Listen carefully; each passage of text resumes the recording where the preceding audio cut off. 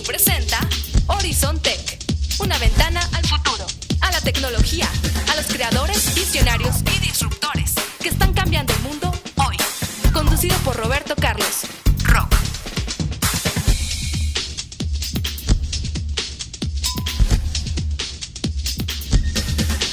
Hola, ¿qué tal amigos? Yo soy Roberto Carlos, mejor conocido como Rock, y les doy la bienvenida a este programa, a Horizon Tech, este espacio en donde hablamos sobre tecnología, pero a nivel humanito, para que sepamos qué es lo que hace la tecnología por nosotros y qué es lo que hace, pues, en contra de nosotros. Hoy vamos a tener un programa muy interesante. Vamos a tener una entrevista con una celebridad del mundo de los negocios, de la mercadotecnia, de las estrategias y otros alucines, que es Horacio Marchand. Vamos a platicar de negocios, vamos a platicar de algoritmos, de alucines. Bueno, va a estar bien interesante.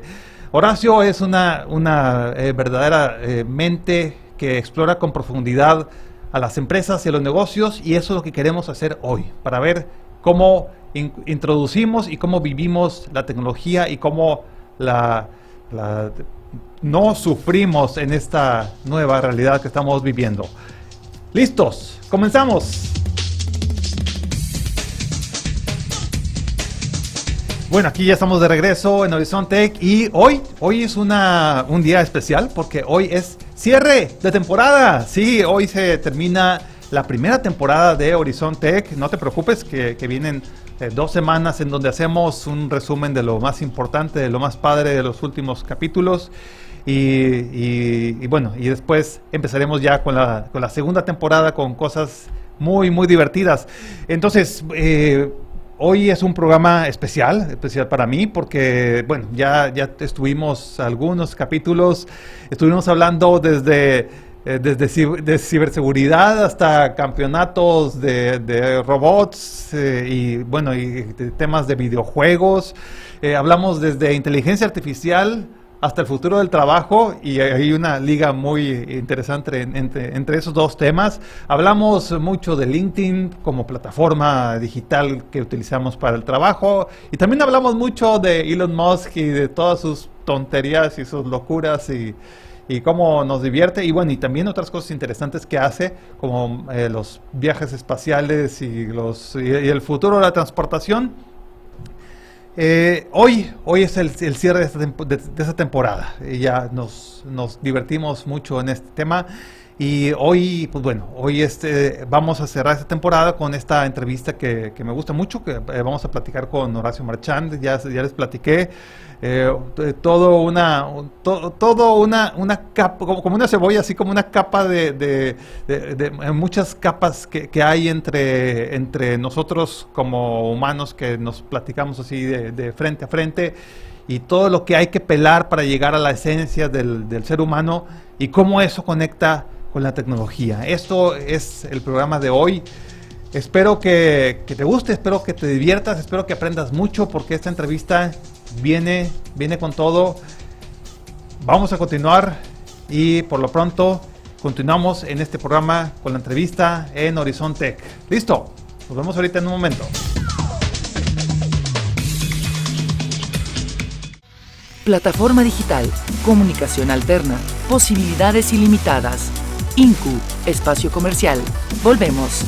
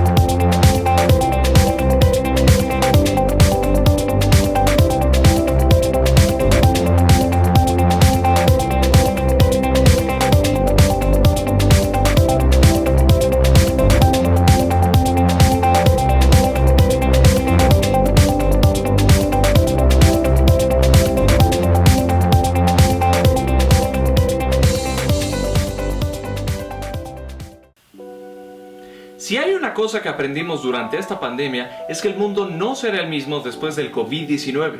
Este virus llegó para quedarse un buen rato y puso de cabeza un montón de cosas que dábamos por sentado. Y más vale que nos acostumbremos porque esto va para largo. La fundación de Bill Gates pronostica que el desarrollo de una vacuna funcional podría tardar entre 9 meses y 2 años.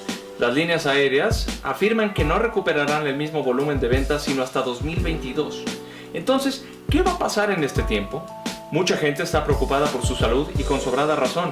Si puedes, quédate en casa y cuida a las personas vulnerables. Pero muchos también están preocupados por sus ingresos. El mundo en 2020 tendrá menos dinero circulando, mucho menos. Trabajos como el de los meseros, guías de turistas y agentes de viajes no van a repuntar en por lo menos 2 años. Así es que este es el mejor momento en invertir en tu educación. Hoy más que nunca se necesita gente que pueda generar valor rápido, gente con habilidades digitales, que sepa editar y producir videos, gente que pueda armar un webinar, analizar datos o hacer una campaña completa de marketing digital. Necesitamos a más gente con habilidades de internet y a más especialistas en tecnologías de la información. Con niveles de desempleo sin precedentes, hoy es el momento para reinventarte y crear tu propio trabajo. Si hay algo que aprender del COVID-19 es que necesitamos a más gente interesada en ciencia y tecnología, en medicina y en la enseñanza. Gente que entienda cómo funciona el software, los datos y cómo generar una buena experiencia de usuario. En Purple Cow y Códice queremos ayudarte a que formes parte de una nueva generación de profesionistas digitales. Hoy es el mejor momento para invertir en una habilidad digital y reinventar tu carrera. Así es que, ¿qué esperas? Entra a purplecow.mx para saber más sobre nuestras clases de programación para todas las edades.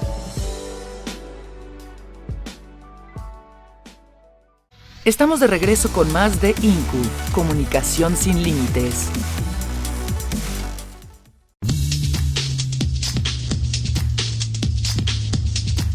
Muy bien, pues aquí ya regresamos en Horizon Tech a la entrevista esta que les había prometido con el inalcanzable, el elusivo, la celebridad aquí, el doctor Horacio Marchán, consultor de crecimiento de negocios, empresario, pues ahora sí que un rockstar en el mundo de los negocios, y finalmente lo tengo aquí, no solo en Zoom, sino aquí al lado mío.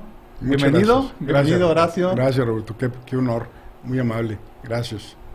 No, pues gracias, al contrario, gracias a ti por estar aquí con nosotros para este cierre de temporada que bueno, las temporadas se tienen que dar, y este momento pues quería platicar contigo porque es un momento inédito, ¿no? Un momento inédito en la humanidad. O sea, creo que nadie que esté vivo había vivido una pandemia, un momento como el que estamos viviendo. ¿Qué percibes tú en este momento que estamos viviendo? Bueno, sí, yo creo que nadie que estamos vivos, y quizás nadie de los que están muertos tampoco, en función del grado de globalización que existe, ¿no? O sea, pandemia es pan de mundo, epidemia está más reducida en scope, en alcance. Entonces, una pandemia de esta magnitud, quizás al mismo tiempo aumentada por las redes sociales y al mismo tiempo curada por las redes sociales, porque si le echamos números, hace unos 20 años, Roberto, no había WhatsApp, no había podcast, no había, había un clunky, torpe Skype, que se lo madrugaron en 2-3 meses Zoom y compañía. No había Facebook, no había Instagram, no había realmente nada que nos hubiera, entre comillas, dado una experiencia similar a la que vivimos. De una forma o de otra, se siguieron llevando adelante las clases, la gente se aventuró al principio, qué padre, Zoom, juevesitos, todos con sus cheves, con su tequila, y al principio todo era euforia, los papás participando activamente con los hijos, y de repente pues la pandemia, day one, tipo Stephen King, así de que el día 1, día 2, día 3, ya para el día 60, 70, obviamente empezó a asomarse profundamente el lado oscuro de una pandemia como estas, y al mismo tiempo experimentamos las limitaciones de, a pesar de la cercanía digital, nos damos cuenta que somos gregarios, que somos unas tribus, que necesitamos contacto y que realmente nos enfrentó primero como sociedad y segundo y más importantemente creo como individuos, o sea en lo personal. Yo creo que las crisis tienen una forma curiosa de desnudar a las personas y en los extremos, in extremis, es donde se asoma el alma. Y obviamente pues hubo descubrimientos y esperamos. Una cosa importante también, Roberto, es cuando ocurre la pandemia, de repente volteábamos atrás y decíamos, oye, éramos felices y no lo sabíamos. Entonces, yo quiero cerrar tu primera pregunta contestando como, bueno, parece que estamos lentamente regresando a ese estadio anterior a la pandemia, donde éramos felices y no lo sabíamos, y pues sería el colmo que no valoráramos lo que teníamos y lo que lentamente estamos recuperando con los aprendizajes que nos trajo. Sí, que ciertamente nada va a ser igual. O sea, todo esto cambió y cambió para siempre. Y algo ha migrado. Y me gustaría entrar un poquito a la parte tecnológica, que te he visto que escribes sobre eso, sobre... hay una migración que ha sucedido, es el cambio hacia una especie, vamos a hablar de México, porque si hablamos del mundo es diferente, pero en México una especie de dominio de los algoritmos, del comercio electrónico, la inteligencia artificial metida ahí de alguna forma. Y pues bueno, hay empresas desde un Netflix que nos dice ahora qué tenemos que ver, y un Amazon que nos dice que nos conoce mejor que nosotros mismos y nos dice qué es lo que tenemos que comprar. ¿Cómo es que en esta migración tan rápida que se dio de un mundo cómodamente análogo que vivíamos a este mundo que cada vez se ve así como más digital y más dominado por los algoritmos? ¿Qué hay ahí? Bueno, definitivo, Roberto. Mira, el primer punto que quiero hacer es el tema del hábito. El hábito es el enemigo de las innovaciones, de las marcas nuevas, de los productos mejorados, de los servicios mejorados, y tradicionalmente pasamos por un proceso de lenta migración, o no, pero finalmente es una migración gradual hacia la innovación. Llega este frenón, este paro, y nos obliga al hábito. El hábito nos lo cambia de manera dramática. Entonces, de un día a otro nos hacemos expertos por ejemplo, en Zoom, ¿verdad? Que los niños, las señoras, los negocios, hay plataformas como Meet, algunas ya inclusive más sofisticadas, y en el caso de Skype lo vuelvo a mencionar porque te revela cómo de un golpe y porrazo una tecnología torpe, con muy poca amigabilidad, de repente queda desplazada. Para los mercadólogos que nos escuchan, están las 4 P's tradicionales. Entonces, una innovación se asocia típicamente a la P de producto, y luego las otras 3 P's es el offer management. Entonces, no solamente basta con sacar un producto, sino tienes que redondearlo en el empaque, en la oferta, en cómo está la interfase con el último consumidor para que entonces tenga éxito o no. Entonces, lo primero es, el hábito se rompió, aceleró la adopción de tecnologías, y lo segundo, a tu pregunta, es que como incrementamos nuestro uso de cuestiones digitales, como estuvimos pegados prácticamente todo el día, con una holgura inicial de que no nos podíamos acomodar todavía a las nuevas estructuras de tiempo.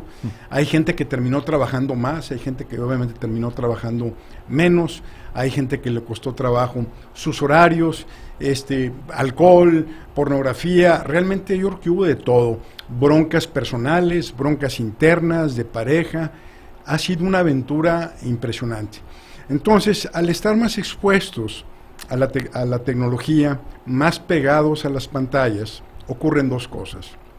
Una, nosotros estamos cediendo cada vez más información de nosotros en la navegación. Entonces se activan los algoritmos y nos empiezan, como dijiste ahorita, a conocer mejor que nosotros mismos. Entonces van registrando cotidianamente, sistemáticamente, por minuto, quién eres, qué buscas, tus cosas privadas, públicas, secretos que a veces ni conoces de ti mismo, que de repente estás tecleando cosas. Entonces se viene mapeando una especie como de código específico para cada persona, donde los algoritmos te van a ir aventando propuestas, ofertas, parejas, viajes, de todo. Entonces, una es la navegación que revela, que nos revela, cada búsqueda nos revela, y la segunda es la transacción. La transacción, bueno, en el caso, por ejemplo, de este encierro, yo, hablando del hábito, me animé a comprar por Corner Shop, por ejemplo. Entonces, el supermercado me llega de manera, pues, hago el pedido y pues ya me acostumbré. Ahora, para regresarme, pues no va a estar fácil. Aparte, pues con las mascarillas, pues extraño las sonrisas del supermercado, de los amigos, de las amigas, de las señoras, pues todo eso se extraña, esa calidez. De repente ves una mujer muy guapa y te le quedas viendo, pues de repente te voltea la cara, pero de repente te sonreía, ¿no? Entonces, pues estaba esa parte divertida de ir de compras, por ejemplo, o de ir, no se diga a un gimnasio, no se diga a un restaurante. Entonces, en el segundo aspecto del que hablo, es que en las transacciones específicamente se van registrando, ahora sí, no solamente tus preferencias de navegación o de entretenimiento, sino específicamente dónde estás dispuesto a meter dinero. Y eso, si los conjuntas, es tremendo. Un tercer punto que veo es que el riesgo de que los algoritmos nos polaricen. Es decir, está el famoso sesgo de confirmación, que es una forma de pensamiento que nos lleva a tomar malas decisiones, en el sentido de que la mente funciona más como abogado que como investigador. Entonces, si yo tengo una preferencia por X, el algoritmo aprende que me gusta X, entonces me manda más información sobre X, entonces más me polarizo. Ajá. Y al que le gusta Y, pues le va a hacer lo mismo. Entonces, por ejemplo, si tienes una posición política determinada, te van a bombardear más de información, más convencido vas a estar, y en el otro bando igual. Entonces, esto nos puede polarizar, y el daño más grande que veo dentro de los beneficios, porque todos los avances tecnológicos tienen siempre pros y contras.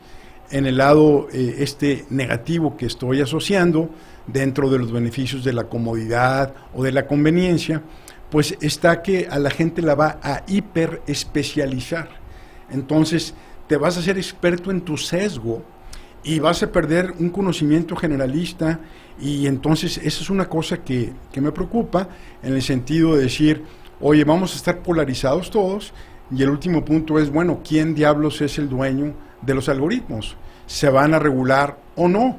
¿O cómo los van a regular o no? Porque, por ejemplo, cuando va Mark Zuckerberg, y ahora leía en la mañana que Bezos también lo llamaron ahí al Congreso a testificar. A testificar, y la madre, los viejitos no le entienden ni madres a lo que está pasando. Entonces, cuando fue Zuckerberg, por ejemplo, el de Facebook, yo vi eso, está ahí sentado, los viejitos, estos senadores, Dios mío, no saben ni madres, no le entienden lo que está pasando.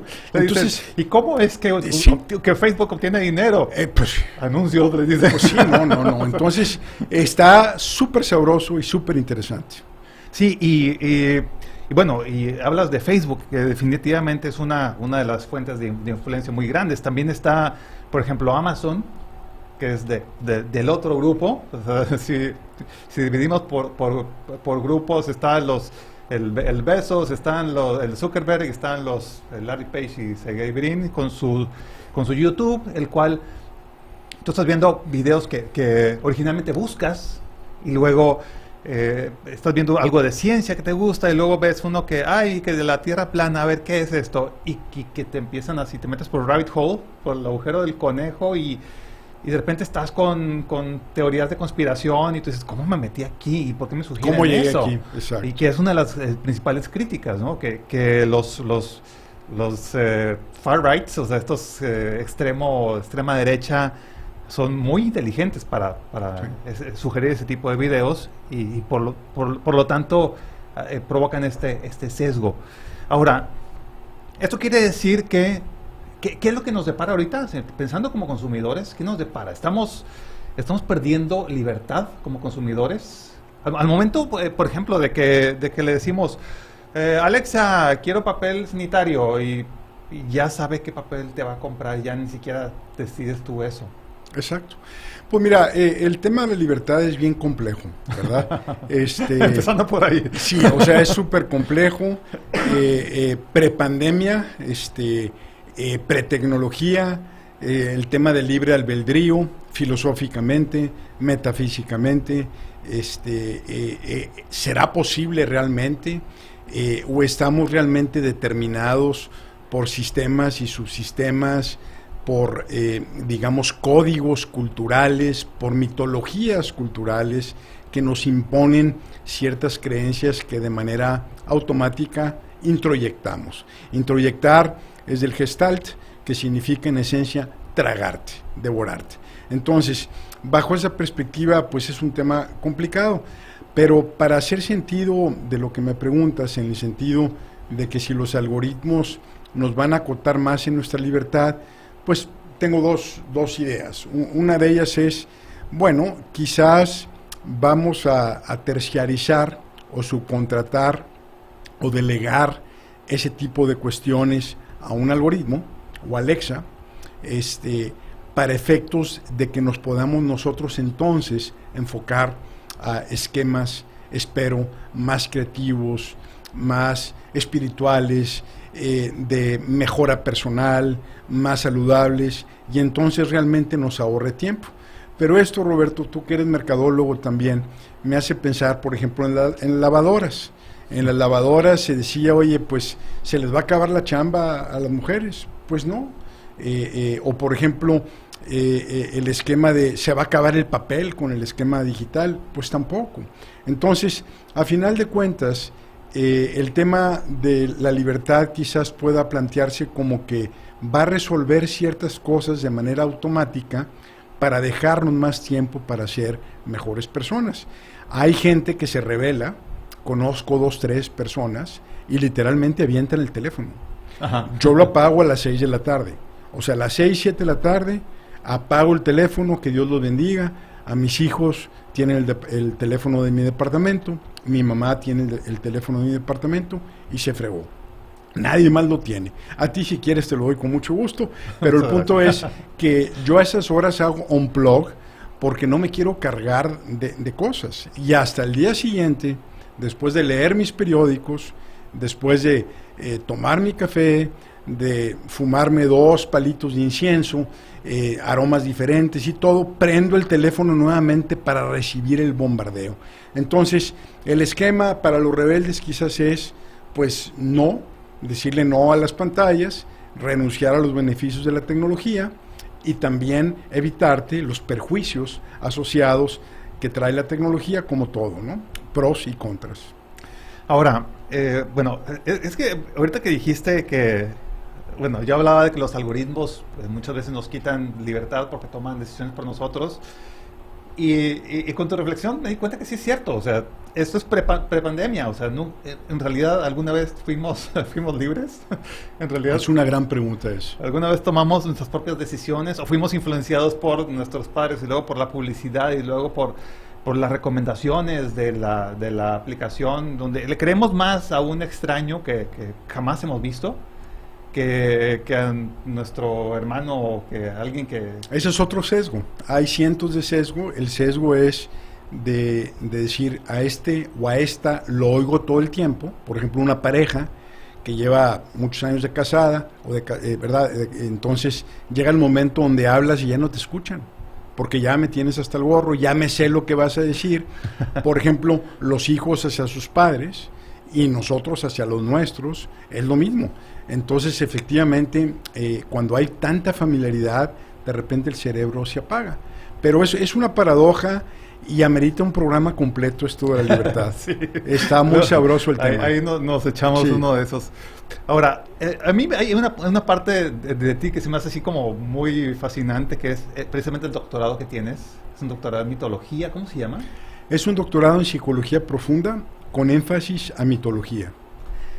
Ahí es donde me quisiera meter un poquito. ¿Cómo la mitología y la historia pues, nos ayudan a entender el mundo como es hoy? O sea, hay un programa, a lo mejor lo has visto, el de Vikingos. Es un programa ahí que Netflix, a mí se me hace increíble, ¿no? Ya lo vi todito. Y dos veces.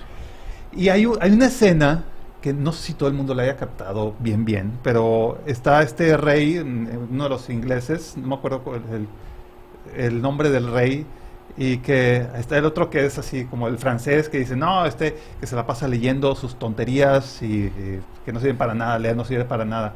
Y el inglés, pues las gana de todas, porque se pone a leer las estrategias de batalla de Alejandro Magno o sea, bueno, de sus predecesores y aprende cosas que estaban afuera de su cabeza. O sea, entonces, a mí se me hace muy importante el que, bueno, primero fascinante el tema de la mitología, pero por otro lado, muy importante el que no sé si tengas a la mano alguna símil o alguna analogía de la mitología a lo que estamos viviendo en este momento. Cómo algunos estamos sufriendo y llorando y lamentándonos, cómo hay algunos que se están fortaleciendo. ¿Qué podrías hacer ahí como un símil? Sí. Pues mira, la mitología, a final de cuentas, son marcos mentales, ¿ok? Son como esquemas, típicamente a través de narrativas, que nos ayudan a entender el mundo, nos ayudan a formar parte de una sociedad, y entonces esas narrativas, siempre uso el ejemplo del pez en el agua. O sea, el pez nada, ve adelante los otros peces, ve la comida, etcétera, pero no ve el agua en la que está nadando. Lo mismo pasa con la mitología. Por ejemplo, hoy en día la mitología predominante por mucho es la capitalista. Entonces nosotros nos desarrollamos como capitalistas, con horarios, con esquemas, nos define qué es el éxito, qué no es el éxito, nos define cómo debemos de ser productivos y demás. El predecesor de una religión es la mitología. Va a decir la gente, no, claro que no. Mi mitología, mi religión es la buena. Tu religión es mitología, ¿verdad? Pero la mía es la buena. Entonces, pero finalmente, la psicología profunda, la que estudió Freud, Adler, Breuer, Jung, todos los grandes precursores de la psicología, basaron sus teorías en la mitología. Y, por ejemplo, el complejo de Edipo, el clásico complejo de Edipo, donde inconscientemente te quieres casar con tu mamá de chiquito y quieres matar a tu papá, pues viene de una tragedia griega, de una mitología, de una narrativa. Entonces, esas narrativas de alguna manera sirven la función de que nos encuadran, nos dan un sentido de ubicación, de pertenencia, nos ayuda a explicarnos el mundo, aunque sea con cuentos fantásticos, y por otro lado también te enmarca, o sea, te acota, te delimita en cierta forma también. Entonces, la mitología tiene esa cuestión, y para cerrar tu punto, este doctorado, en lugar de estudiar, bueno, estudiamos las narrativas de Grecia, de Roma, de China, de los vikingos y demás, pero a final de cuentas es ¿qué nos dicen estos mitos, estas historias de la persona? La unidad de análisis es el psique humano o la psique humana, no es en sí la historia. Entonces, ¿por qué inventamos esas cosas? ¿Por qué las imaginamos transculturalmente y nos imaginamos cosas muy parecidas. Entonces pareciera que hay ciertas propensiones humanas, como el famoso y discutidísimo chip de Dios, donde dice que tenemos los humanos una propensión innata de adorar a algo o a alguien, ¿no?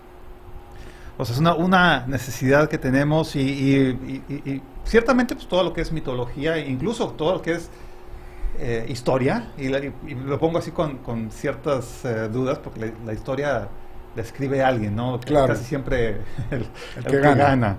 Y los otros, los que pierden, pues inventan su propia historia, pero con su propia versión, ¿no? Y nos ponemos niños héroes y otras cosas, otro tipo de mitologías, ¿no? que el niño héroe es una mitología muy mexicana, pero fíjate cómo a partir de esa mitología, de esa narrativa, está insertado un chip medio fatalista, dramático, destructivo y de no éxito en el mexicano. Entonces ponte a pensar. Yo llevé a mis hijos, a los 3, chiquitos, al Castillo Chapultepec. Entonces ya andaban en la primaria y les digo, hijitos, eso de tirarse del castillo, agarrar la bandera y dejarte caer 3 pisos o 4, pues como que no tiene mucho de heroico, la verdad. Y se me quedan viendo como diciendo, papá, espérame, es los niños héroes. Es Juan Pues sí, héroes no. ¿Sabes cómo hubieran sido héroes? ¿Cómo? Si hubieran envenenado a los generales del ejército enemigo sin que nadie se enterara y se hubieran muerto todos. Y entonces se los hubieran desarmado y les hubieran dado un 4 a las 4 de la mañana y hubieran matado a todos los invasores. Eso es heroico, eso es un chip de decir, ¿cómo le gano? No de aventarte al vacío enarbolado. Puedo entender un poco resaltar la patria, etcétera, pero no es una historia de héroe, es una historia de víctima. Y entonces creo que México tiene muchos casos, muchos ejemplos de historias de víctimas, de gente atormentada que le va como en feria, el famoso es su cruz y es mi cruz, y todos esos esquemas derrotistas que no sirven para nada. Tenemos que cambiar la narrativa de México con una historia, con un sueño de México, y empezar a insertar historias verdaderamente de triunfo y no de víctimas atormentadas. Lo peor que puedes hacer en México es ver una telenovela. No hay narrativas más destructivas, más dramáticas que esas. Termino con una que me tocó ver de chiquito, que me traumé. Era una pareja, una telenovela. Era una pareja, en mis tiempos de más chiquito no había cable, no había Roku, no había nada, ¿verdad? Solamente había 3 canales o 4 de televisión y te los tenías que fumar. Entonces, de repente, un tipo golpea a la mujer salvajemente. Yo estaba asustado, tenía unos 7 años, pero ¿cómo le pega a una? Bueno, ¿cómo le pegas a alguien para empezar? Ahora un hombre, ¿cómo le pega a una mujer? La manda al hospital a la pobre, vendada, toda como momia quedó, así con la pierna levantada, el brazo y demás, y llega la mamá, mijita, y llore, y llore, y llore, y le dice en pocas palabras, oye, mi amor, ¿pero por qué sigues ahí? Y entonces hay una pausa, entra música, y la mujer contesta, porque lo amo, mamá, porque lo amo. Y todos llore y llore. Entonces, pues dices tú, no manches, güey, o sea, wake up, ¿verdad? Pero bueno. Y bueno, es que mi problema es que no aprendemos, o sea, no sé si es una cosa mexicana o latinoamericana, o si somos muy diferentes, por ejemplo, de los nórdicos y de los sajones en ese tipo de cosas. Yo siento que no aprendemos nada nunca.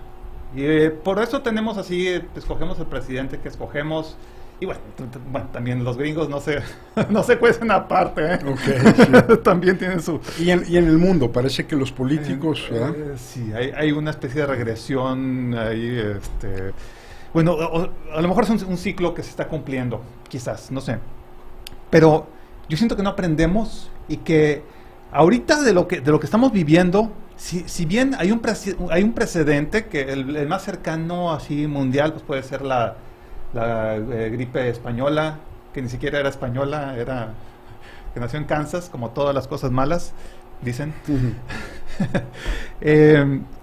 y como que no tendemos a aprender, o sea, no sacamos lo bueno de lo que es el aprendizaje posible, pero hay algo ahí en alguna parte de la historia o en algunas etapas de la historia, hay algún aprendizaje que podríamos sacar para aprovecharlo en este momento.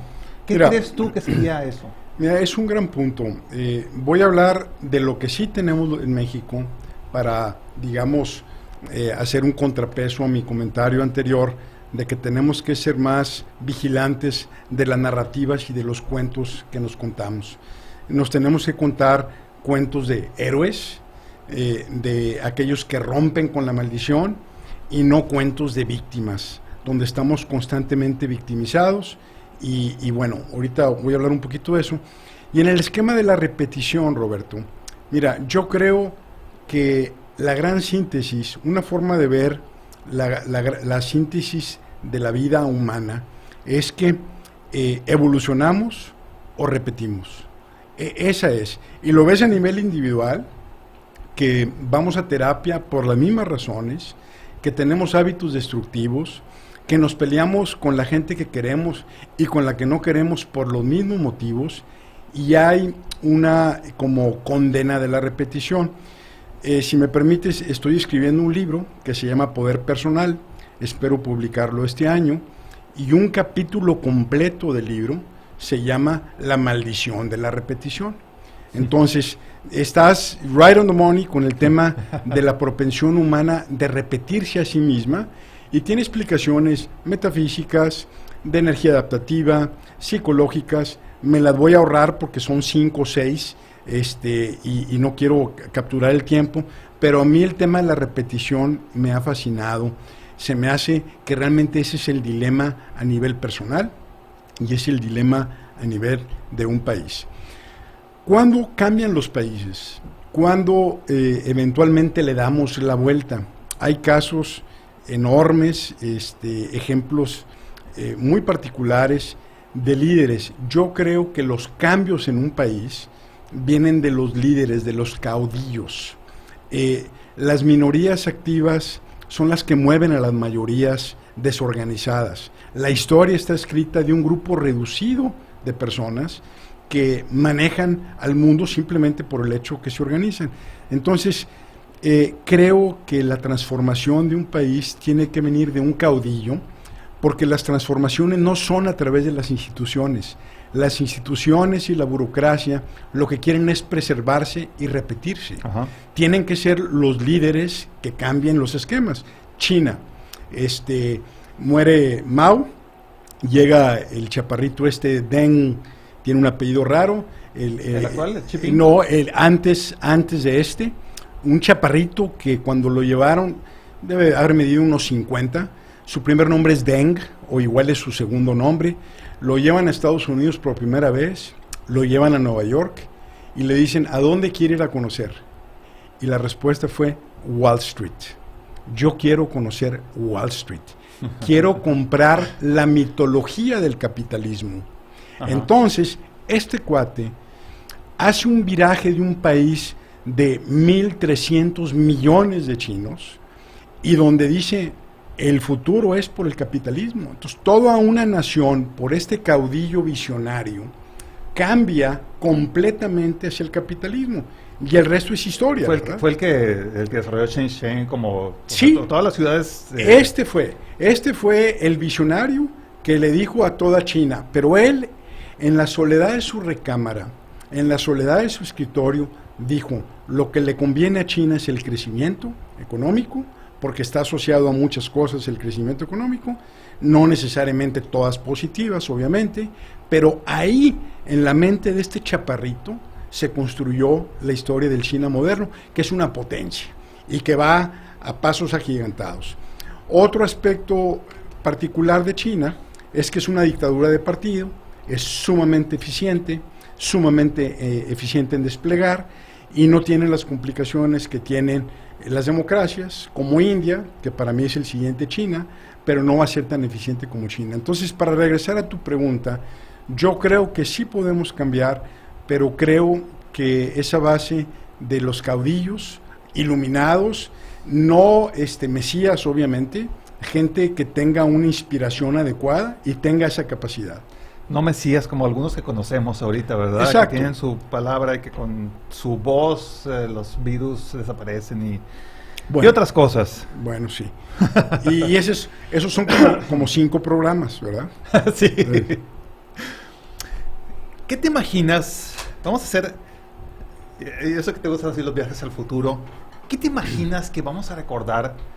Y hay aquí a la audiencia le digo, hay una aplicación, a mí me gusta mucho usarla, se llama futureme.org.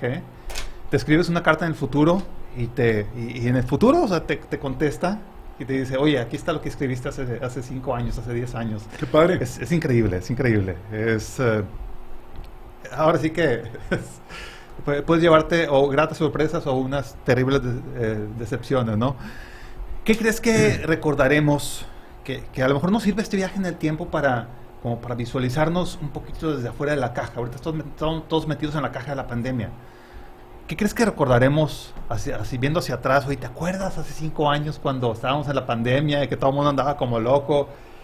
¿Qué te imaginas que vamos a recordar y qué vamos a hacer dentro de 5 años? Mira, creo que entre todas las cosas posibles que se pueden recordar de una pandemia, la primera que se nos va a venir a la mente, como la primera que se nos viene a la mente cuando hablamos de hace 5, 10 o 15 o 20 años atrás, si tenemos esa edad, es ¿con quién estuvimos? ¿Con quién estuvimos? ¿Cómo nos acompañamos o no? ¿Cómo nos retamos a nosotros mismos o no? Algunos pues habrán salido panzones, viciosos, demacrados, como si hubieran ido a la guerra. Un choque de quitar la estructura completa de tu vida, que eso nada más abona al mito capitalista. El mito capitalista que nos lleva a una estructura, en el momento que te dan un parón, te das cuenta lo dominado que estás por una estructura que ni siquiera tú participaste en diseñar. Dices tú, no manches, güey. O sea, ahora que puedes, entre comillas, hacer lo que quieres, ¿sí? Resulta que no te hallas, ¿verdad? Entonces, yo creo que lo que vamos a recordar es con quién estuvimos, qué sentimos, cómo le dimos la vuelta, qué aprendimos. Nos vamos a acordar de la barriga quizás que desarrollamos, pero yo creo que va a ser un tema de personas y va a ser un tema de unas transformaciones, espero, personales. Eso creo que va a ser lo que más vamos a recordar de todo. Algunos más panzones, algunos que desafiamos el virus e incluso a que nos arriesgáramos a que nos vieran feo porque salíamos a correr a la calle. Sí. Sí. Tú Pues, eres corredor, ¿no? Pues yo soy corredor, digo, ya creo que es un tema muy elegante para mí. Ya troto, ¿verdad? Sí era corredor antes. Y te digo, en mi caso particular, Roberto, se me hace que yo fui al infierno un par de veces. Hubo unos días muy difíciles, como te dije ahorita, bueno, no sé si lo dije, pero vivo solo. No es fácil. Estoy muy acostumbrado a estar solo. Soy un ermitaño. Me gusta mucho, siempre estoy viviendo en mi cabeza, pero de repente, literal, al guardia de abajo, no sé si le hice un daño, le regalé una botella de tequila. Le dije, toma, güey, ¿verdad? Porque ya no la quiero tener aquí. O sea, yo no tomo, no por mocho, no tomo porque no me cae bien. Y mira que le he echado ganas de a madre, o sea, mira que no me cae bien. O sea, yo me tomo 3 tequilas y al día siguiente migraña. Me tomo 3 copas de vino, igual. Y me echa a perder todo el día siguiente. Entonces, hubo días así medios negros que dije, oye, estoy mal, me estoy descarrilando. Y hubo días donde, como dices tú, pues le di la vuelta. Realmente salía todos los días al parque. Cerraron Chipinque, cerraron el gimnasio, cerraron a donde sí, iba, también. O sea, todos nos fueron y de repente nos tenemos que reinventar en eso. Hay gente, por ejemplo, donde corro, que ahorita, un corredor que ya lo conozco, pues nos conocemos, somos la misma raza ahí, es un güey que corre hecho madre, pero trae mascarilla, trae gogles y trae careta. O sea, ese güey va a extrañar la guerra de a madre, o sea, yo creo que no se los quiere quitar. Entonces sí, hubo algunos como tú, que te ves bien, que le echaste ganas, delgados. Hubo otros que tuvimos un poco de las dos cosas, y hubo otros que de plano se tuvieron que enfrentar a sus propios demonios y que espero que ahorita pues le hayan dado la vuelta también. Ahora, bueno, te decía esto porque, bueno, algunos todos estamos buscando cómo reinventarnos, cómo entenderle a lo que es esta nueva realidad, esta nueva la vida post pandemia, que definitivamente no va a ser como era antes, ¿eh? Va a ser diferente todo este mundo. Las cubrebocas llegaron para quedarse por los próximos 5 años, pero uniendo el tema de tecnología, de aprendizaje y de ver hacia el futuro, que es donde me gustaría concluir, es qué es lo que tenemos que estar pensando ahorita para que dentro de 5 años no digamos, ay, hubiera, quién sabe qué. Para mí el hubiera es como una mentada de madre, o sea, es como la peor maldición, la peor palabra que podemos decir, porque al final de cuentas todos los días, cada día estamos tomando decisiones y estamos labrando el futuro, que es el futuro inmediato de mañana o del futuro dentro de 5 años. Entonces, ¿qué deberíamos de estar trabajando ahorita como personas, como profesionistas, como directores de empresa o como emprendedores que estamos tratando de reinventarnos? ¿Qué es lo que deberíamos de estar haciendo para crear un buen futuro, que cuando dentro de 5 años volteemos hacia atrás, digamos, ay, me acuerdo cuando estaba confundido y ahora todo está bien? Mira, veo dos aspectos. Hablando del futuro, yo creo que en unos 200 años van a hablar de esta época, de cómo esta generación fuimos tan torpes en el manejo de las pantallas. Yo creo que las pantallas no hemos aprendido a vivir con ellas. Las pantallas están robando, están acabando con las relaciones de pareja. O sea, es una tragedia la distancia que se cimenta por el simple hecho de la evasión que trae una pantalla. A los niños, yo he visto gente que le da las pantallas y le dice, no estés fregando. Y el niño, cuando quiere la pantalla, no le importa nada. Y cuando está en la pantalla, tampoco le importa nada. Entonces, el traer a la comunidad, al hogar, a la intimidad, a la pareja, a la familia, ese tiempo robado de las pantallas, esa evasión que nos inhibe el tener realmente intimidad con la gente, creo que va a ser un factor que se va a estudiar en 200 años y van a ser mucho más acertados en el manejo y en el uso de una tecnología que nos está desbordando ahorita. Ese es un tema. Respecto a qué debemos de estar haciendo ahorita, Roberto, yo pienso que debemos estar haciendo lo que debemos estar haciendo siempre, que es ser hijos del planeta, dormir y levantarse con el sol, comer lo que el planeta nos da. Creo que si estás conectado con lo que somos hijos de este planeta, si tenemos los horarios del sol, si vemos al alimento como la medicina real, si vemos al ejercicio como un antidepresivo, como un ansiolítico, si vemos a la meditación, esos estadios de repente donde no pensamos en nada, donde no prendemos la luz, no prendemos la radio, la televisión, el teléfono, que nuestros antepasados tenían, esos momentos que de manera automática llegaban a tener esa conciencia del presente, esa meditación, realmente creo que hay que recuperarla. Entonces, tenemos en nuestro poder la habilidad de alimentar y cuidar a la herramienta más poderosa que tenemos, que es nuestro cuerpo y nuestra mente. Yo creo que eso es lo que debemos estar haciendo. Trabajar en nuestro cuerpo y nuestra mente. Creo que es una buena reflexión de cierre. Desafortunadamente, pues el tiempo pasa y en este caso, para fines de un programa, pues se acaba. Te agradezco muchísimo que hayas podido venir. Encantado, Roberto. Mira, y el último comentario, nada más clarificando, es muy simple, quizás a lo mejor no es digno de un programa, pero lo que está tan evidente a veces es lo que más se esconde, lo que más subestimamos. Gracias que me invitas, encantado de volver.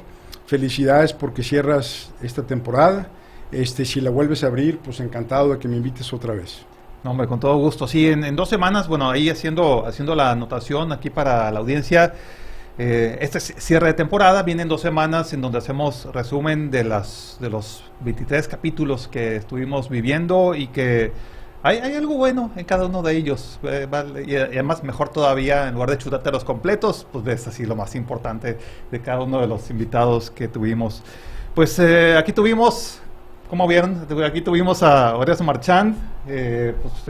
Nuevamente, gracias, Horacio. Hombre, seguramente nos volveremos. Si me aceptas otra vez, seguramente sí, claro. nos volveremos a ver por aquí. Y pues bueno, esto es INCU, amigos. Esto es Horizon Tech. Aquí estamos en este cierre de temporada, el último capítulo estreno de esta temporada. Tenemos un par de semanas ahí de resumen. Te invito a que no dejes de ver INCU, tanto los otros programas como este que vienen, que dentro de 15 días tendremos el lanzamiento de la segunda temporada con nuevos temas y con cosas muy emocionantes y divertidas. Aquí, te invito a que no dejes de contactarnos en INCU MX, estamos en todas las redes sociales, estamos en todas las podcasteras, en Apple Podcasts, en Spotify, iHeartRadio y todas las demás que transmiten podcast. Y pues bueno, yo soy Rock, nos vemos a la próxima. ¡Saludos!